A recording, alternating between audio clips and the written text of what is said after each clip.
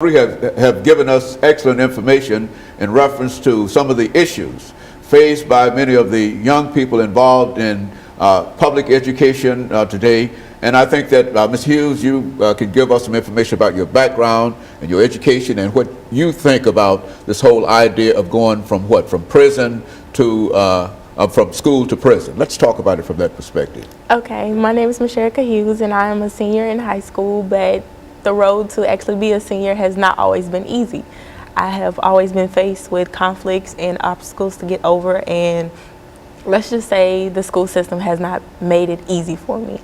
My junior year of high school, I had experienced something where I had played part in a fight, but I wasn't really at fault to be accused enough to be put out of school, but I was, and as of the zero tolerance in MMPS schools, I was kicked out for a calendar year. I appealed it, and I was kicked out for 6 weeks, and I was able to return back to a troubled high school or a transition school where I received my education to become a senior now with behavior students.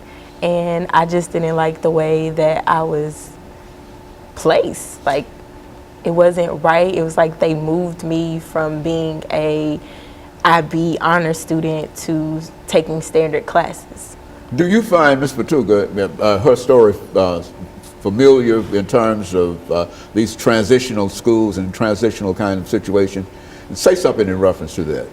It's very familiar. There are a lot of students who have infractions, and instead of them being dealt with in the classroom or even in the office, they're pushed out of schools, pushed into from expulsions, suspensions to alternative schools. I do know that Metro Public Schools is working on their alternative school program, and I want to acknowledge the work that they are doing and the support that they've even given to Gideon's Army as we get out in the community and do the work. However, right now there is an issue, and it's a national issue. It's not just Metro Public Schools, it's not just the state of Tennessee, but nationally there's an issue with zero tolerance where our students are being pushed out for a lot of reasons that are ridiculous, and they are not consistent across race. They're not consistent across the school districts, even across schools, even as it's dealt with from teacher to teacher.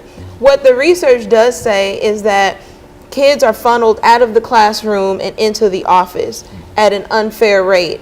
And once they get to the office, it's pretty consistent how they're suspended and expelled. However, we know that this definitely affects Black children, especially Black males, more than any other demographic. And that's when you control for behavior, for socioeconomic status. So it doesn't necessarily matter what they've done or what their economic status is. It's still very racially biased, and it's not necessarily white teachers doing this to Black children.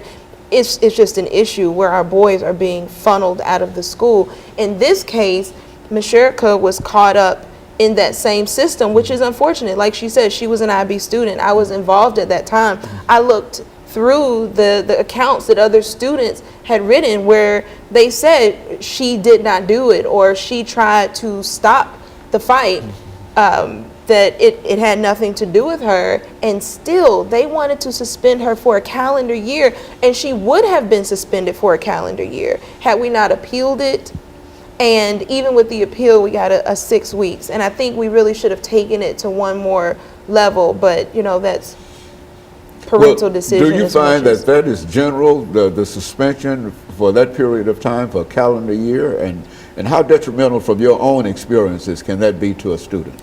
Suspending a student for any amount of time, expulsions, it's proven to be ineffective. Research says it is the most ineffective form of discipline in schools, and yet it's the most widely used. And we've known that since, I think, one of the first studies was done by the Children's Defense Fund in 1975. So we've known this for a long time, but you know, resistance to change from the system, even resistance to change from the community, because it's what we're familiar with. So a lot of times we say, well, these kids are bad. We need to just get rid of the kids who are causing trouble. But people don't look at things from a systemic perspective, understanding that everybody is functioning within this system the way the system is designed.